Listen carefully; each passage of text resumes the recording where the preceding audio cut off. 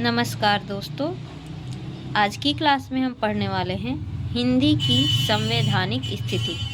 यानी भारतीय संविधान में हमारी जो राजभाषा है या राष्ट्रीय भाषा है हिंदी, उसके संबंध में क्या क्या प्रावधान किए गए हैं। ठीक है, भारत की राजभाषा क्या होगी, ठीक है, और उसको पूरे भारतवर्ष में या राज्यों में किस तरह से लागू किया जाएगा, उसके संबंधित कौन कौन से प्रावधान हैं जो भारतीय संविधान में किए गए हैं, इसकी आज हम चर्चा करेंगे। और यहाँ से हिंदी से संबंधित सभी प्रतियोगी परीक्षाओं में कोई ना कोई प्रश्न अवश्य ही बनते हैं।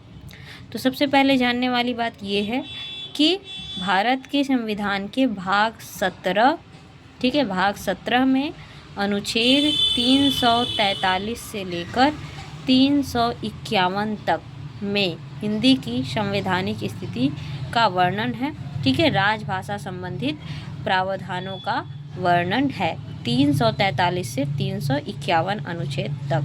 ठीक है, और इसके साथ ही अनुसूची याद रखना है कि 8वीं अनुसूची में जितनी भी राज्य की मान्यता प्राप्त भाषाएं हैं, यानी कि 22 भाषाओं का वर्णन है, जिसको राजभाषा के तौर पर देखा जाता है, 22 भाषाएं।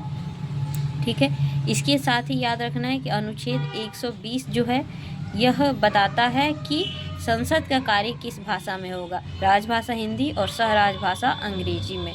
ठीक है, और अनुच्छेद 121 बताता है कि प्रांतों के यानी राज्यों के जो विधानमंडल हैं, ठीक है, विधानसभा और विधान परिषद जो विधानमंडल हैं, ठीक है, इनमें किस भाषा में कामकाज होगा, तो वहाँ की क्षेत्रीय या वहाँ की राज्य भाषा यानी राज्यों की अपनी जो राजभाषा है, ठीक है, या तो उसमें होगा, ठीक, यानी कि उत्तर भारत है मान लीजिए तो हिंदी, पंजाब है तो पंजाबी, पश्चिम बंगाल है तो बंगाली, यानी कि वहाँ की जो राज्य की जो राजभाषा है उसमें, या फिर हिंदी या अंग्रेजी में राज्य विधानमंडलों के सभी प्रशासनिक या राजकाज के कार्य होंगे।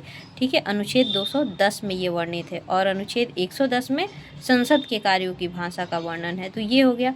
अब देखते हैं कि अनुच्छेद 343 से लेकर 351 तक में क्या है। तो सबसे पहले 343 अनुच्छेद 343 में यह वर्णित है कि संघ की राजभाषा यानी भारतीय संघ की राजभाषा हिंदी होगी और लिपि जो है वह देवनागरी होगी। ठीक है, राजभाषा हिंदी होगी और लिपि देवनागरी होगी।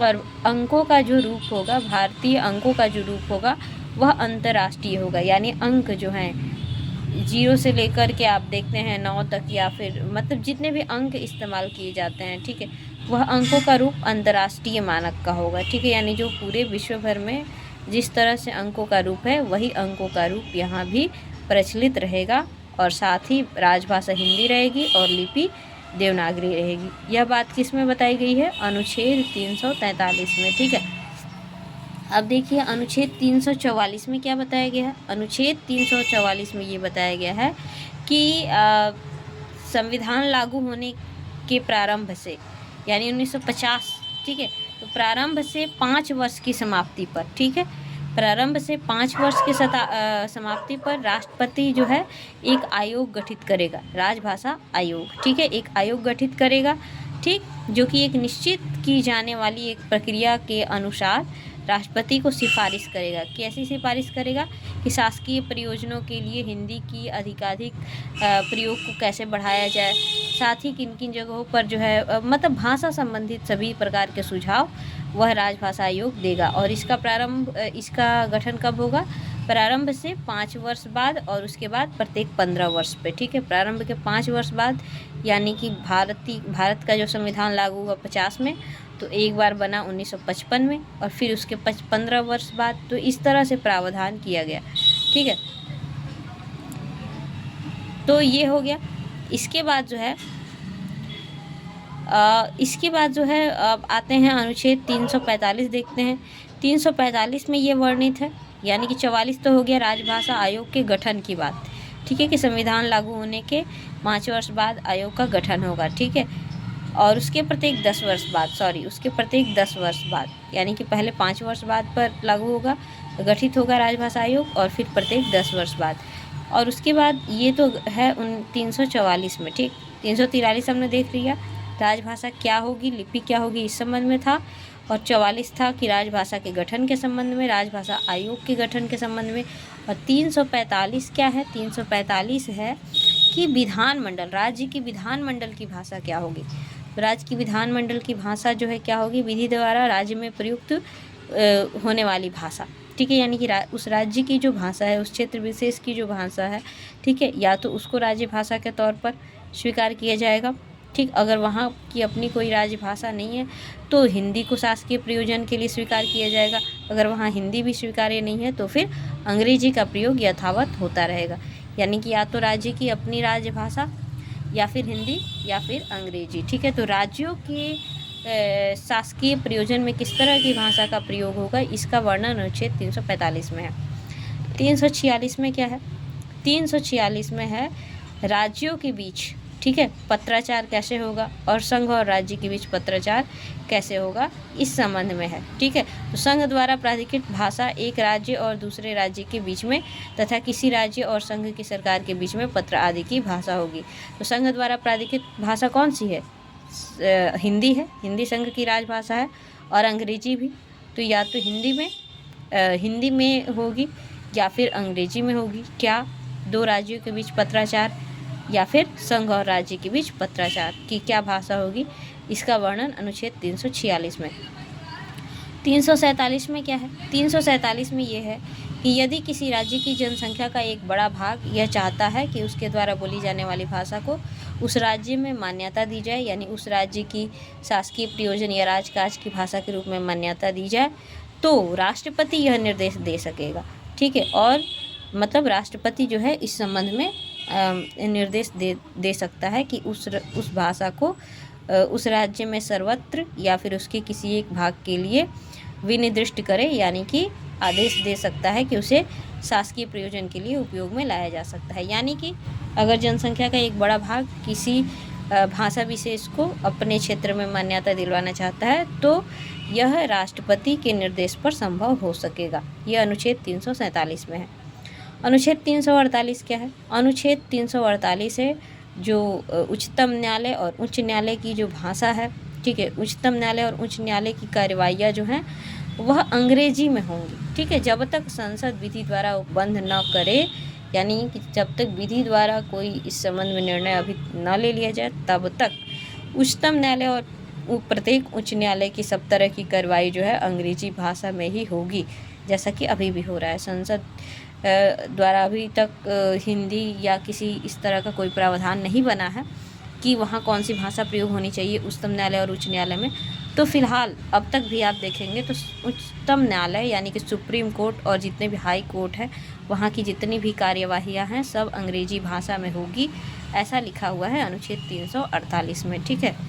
ठीक साथ ही संसद के प्रत्येक सदन में और राज्य की विधानमंडल में और किसी भी सदन में जो विधेयक हैं, जो अधिनियम, जो प्रस्ताव, आदेश, नियम, विनियम इत्यादि पारित होते हैं वह जो है वह सब अंग्रेजी भाषा में होगा, ऐसा अनुच्छेद 348 में है। यानी कि हाई कोर्ट और सुप्रीम कोर्ट की भाषा, ठीक है, और संसद और विधानमंडल से पारित होने वाले अधिनियम, विधेयक, प्रस्ताव, आदेश, नियम इत्यादि में अंग्रेजी भाषा का प्रयोग किया जाएगा। यह अनुच्छेद 348 में वर्णित है।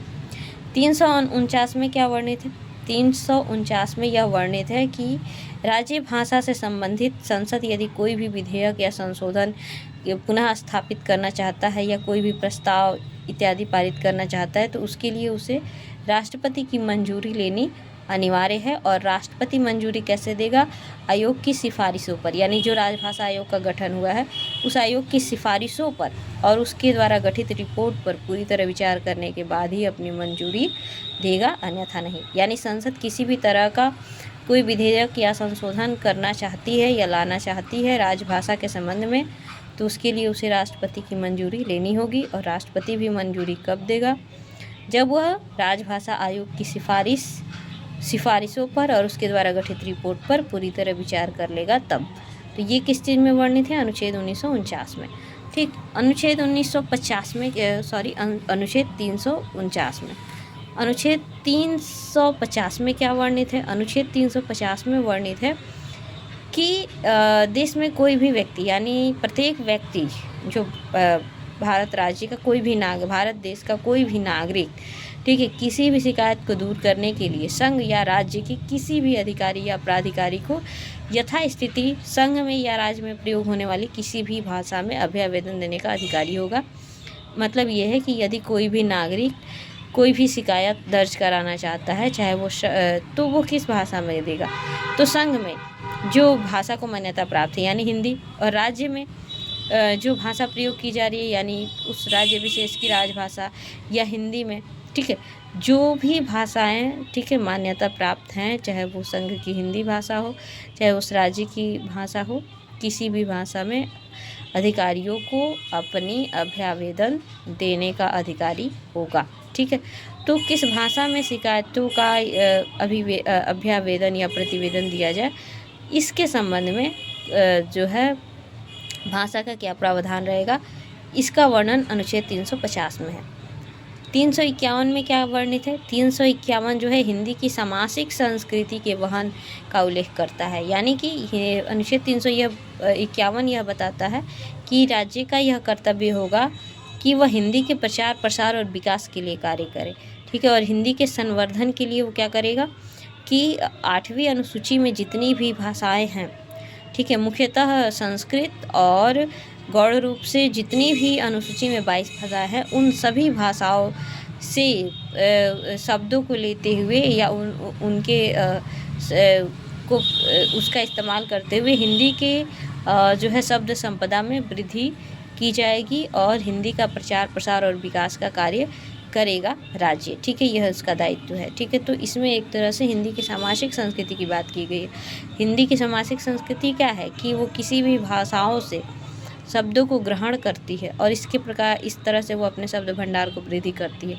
तो यह हिंदी की सामासिक संस्कृति के वहन का जो है दायित्व तथा हिंदी के प्रचार प्रसार का के लिए सरकार के कर्तव्य और दायित्वों का उल्लेख 351 में किया गया है। ठीक है, और इसी के साथ यहाँ पर बताया गया है कि 8वीं अनुसूची में, ठीक है, मान्यता प्राप्त भाषाएं हैं, ठीक है, जिसको राज्य जो है संघ जो है या भारतीय संविधान जो है मान्यता प्राप्त करता है।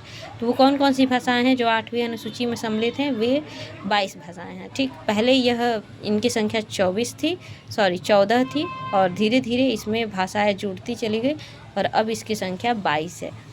तो ये कौन कौन सी 22 भाषाएं हैं जो संविधान द्वारा मान्यता प्राप्त भाषाएं हैं?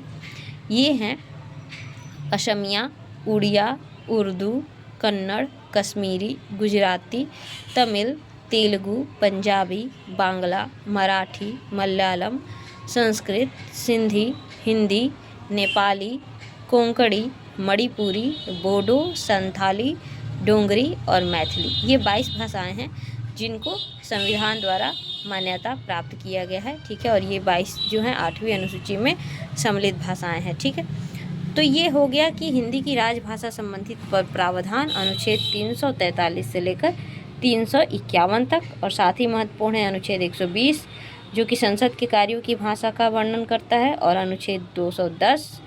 अनुच्छेद 120 क्या है? संसद के कार्य की भाषा का वर्णन करता है, और अनुच्छेद 210 राज्य विधानमंडल की राजकाज की भाषा का वर्णन करता है। ठीक, और अनुसूची 8वीं अनुसूची क्या है? 22 भाषाएं जो कि संविधान द्वारा मान्यता प्राप्त हैं, और ये सारी बातें अनुच्छेद 343 से लेकर 351 तक का जो अनुच्छेद है वो किसमें है? भाग 17 में, जो कि राजभाषा संबंधित प्रावधान करता है। तो ये सभी महत्वपूर्ण तथ्य आज हमने देखा राजभाषा के संबंध में।